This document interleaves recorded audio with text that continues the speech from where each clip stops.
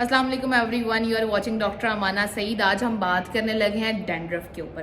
कौन सी ऐसी कंडीशंस हैं जो डैंड्रफ की तरफ ले जाती हैं आपको, कौन सी ऐसी एहतियात है जिसे करने से आप डैंड्रफ से बच सकते हैं, कौन सी ऐसी रेमेडीज़ हैं जिन्हें करके आप इससे परमानेंटली छुटकारा पा सकते हैं। चलें आए स्टार्ट करते हैं। सबसे पहले कि डैंड्रफ का कॉज क्या है, क्यों होती है ये डैंड्रफ। डैंड्रफ बेसिकली हमारी स्किन के ऊपर एक सेल की लेयर्स होती है, स्कैल्प की स्किन के ऊपर।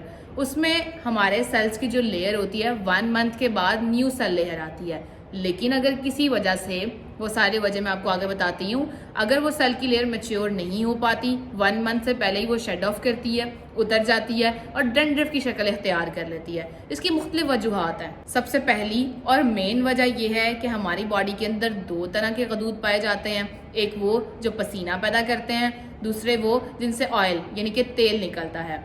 सबसे पहले हमारे पास जो सेबेशियस ग्लैंड्स हैं जो ऑयल सक्रीट करते हैं या जिनसे तेल निकलता है, इसमें इनकी प्रोडक्शन बढ़ जाती है। जब सेबेशियस ग्लैंड बहुत ज़्यादा एक्टिव होते हैं तो हमारे पास जो सेल स्कैल्प की लेयर होती है वो मैच्योर नहीं हो पाती, वो ऑटोमेटिकली टाइम से पहले ही शेड करने लग जाती है।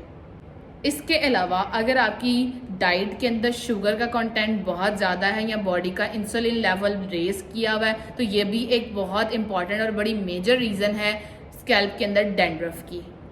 कुछ लोग इस कंडीशन के अंदर एंटी डैंड्रफ शैम्पू यूज़ करते हैं, मुख्तलिफ नाम से आ रहे हैं मार्केट में।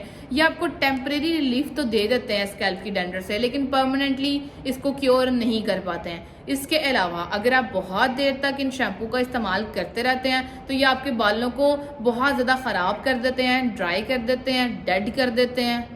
इसके अलावा जब सर्दियों के अंदर लोग बहुत ज़्यादा गर्म पानी से नहाते हैं तो वो भी एक बहुत बड़ा रीज़न बनता है डैंड्रफ का। अब यहाँ पर मैं आपको एक छोटी सी रेमेडी बताने लगी हूँ जिसे यूज़ करके विदाउट एनी मेडिकेशन आप डैंड्रफ को क्योर कर सकते हैं। आपने रात सोने से पहले coconut oil plus vitamin C के कैप्सूल यूज़ करने हैं। आप इन दोनों चीज़ों को मिक्स कर लें इतनी अमाउंट में जितनी आपको रिक्वायर है आपके सर के लिए।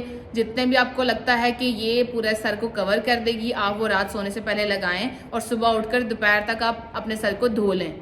ये रेमेडी आपको 1 या 2 दिन में फ़ायदा नहीं देगी, आपको इसको लगातार 15 से 20 दिन के लिए इस्तेमाल करना है। उसके बाद आहिस्ता आहिस्ता आप खुद देखेंगे कि आपकी डैंड्रफ जड़ से ख़त्म हो गया है। इसके अलावा सर्दी में या गर्मी में गर्म पानी का इस्तेमाल नहीं करना। सर्द होने के लिए आपने सर्दी में भी ठंडे पानी का ही इस्तेमाल करना है, क्योंकि गर्म पानी डैंड्रफ की एक बहुत बड़ी वजह है। लास्ट में मैं बात करूंगी प्रिकॉशंस की कि किन प्रिकॉशंस को आप अडेप्ट करके डैंड्रफ से बच सकते हैं। सबसे पहले अगर किसी पेशेंट को लगता है उसे डैंड्रफ अपेयर हो रही है तो आपने किसी एंटीबायोटिक के कोर्स की तरफ या किसी मेडिकेशन की तरफ नहीं जाना। सेकेंड थिंग ये है कि आपने ज़्यादातर जो केमिकल्स वाले शैम्पू हैं उनको यूज़ नहीं करना, कोई नेचुरल रेमेडी यूज़ करके आप डैंड्रफ को ख़त्म करें।